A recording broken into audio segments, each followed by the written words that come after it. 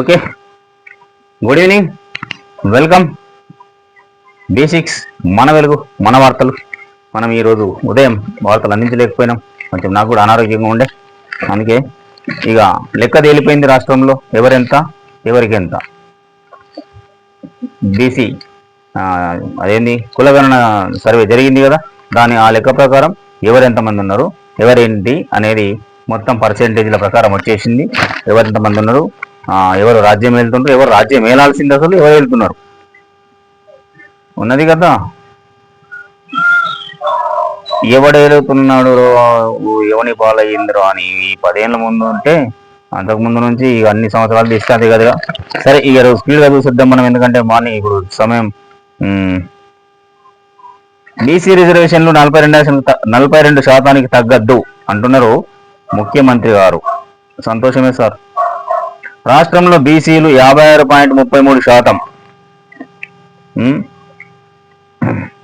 ఇక కులగణన చరిత్రాత్మకం అంటున్నారు ఎవరు? కేబినెట్ సబ్ కమిటీ చైర్మన్ మంత్రి ఉత్తమ్. బీసీలకు న్యాయం చేయాలన్నదే తమ ఆకాంక్ష అని వెళ్ళాడు. మీకు దండం పెడితే ఇట్లాంటి రాయకుంటారు.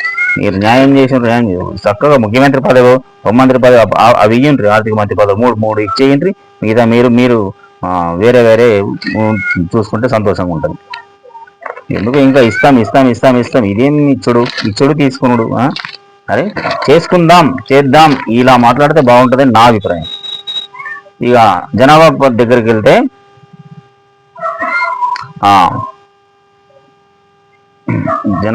ఇదే కులగణనలో తేలిన జనాభా లెక్కలు ఏంటంటే, మొత్తం బీసీలు 56.33%. ఇందులో ముస్లిం బీసీలు కూడా ఉన్నారు 10.08%. 56.33%లో 10.08% ముస్లింలు ఉన్నారు. అంటే ఇందులో బీసీ ముస్లింలు కూడా ఉన్నారన్నట్లు లెక్క, ముస్లింలలో కూడా బీసీలు ఉన్నారన్నట్లు లెక్క. ఇక మొత్తం ఓసీలు 15.79%. మొత్తం ఓసీలు 15.79%. ఇందులో ముస్లిం ఓసీలు ఎంతమంది ఉన్నారు? 2.48. ముస్లింలు కూడా ఓసీలు ఉన్నారు, వాళ్ళు 2.48% ఉన్నారు. ఇక ఎస్సీలు 17.43%. ఎస్సీలు 17.43%. ఎస్టీలు 10.45%. ఎస్టీలు 10.45%. అంటే ఇప్పుడు టోటల్ ఓవరాల్గా చూస్తే ఈ ఓసీలు మొత్తం ఓసీలు 15.79% ఉన్నారు కదా, 15.79% ఓసీలు ఉన్నారు కదా. ఈ ఓసీలు వీళ్ళందరికంటే తక్కువ ఉన్నట్టు లెక్క. ఇంకా ఇందులో ముస్లిం ఓసీలను తీసేస్తే, సరే జనాభాలో ఉంటారు కాబట్టి కలుపుతారు, అదే లెక్క ప్రకారం మనం విశ్లేషణ చేద్దాం. ఏంటంటే మరి ఈ లెక్క ప్రకారం ఆటోమేటిక్గా ఎవరు అధికారంలో ఉండాలి? బీసీలు ఉండాలి. 56 ఉన్నారు.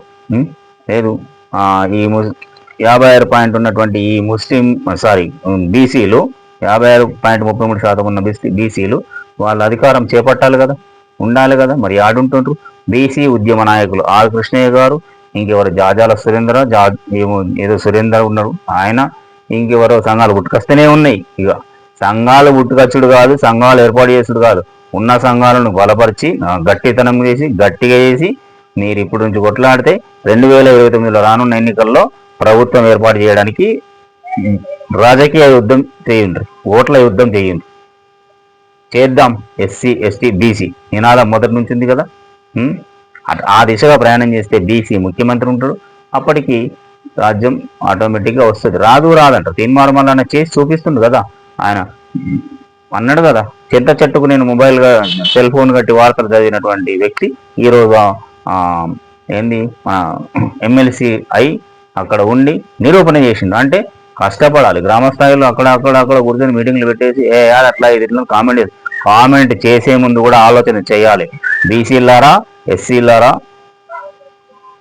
ఎస్టీలారా, స్పెషల్గా బీసీలారా. ఎస్సీలు ఎస్టీలు కొద్ది గొప్ప ఉంటారు, వాళ్ళు ఆలోచన చేస్తారు, ఇది చేస్తారు. బీసీలు 4 దిక్కులు విడిపోతారు. ఎస్సీలు కూడా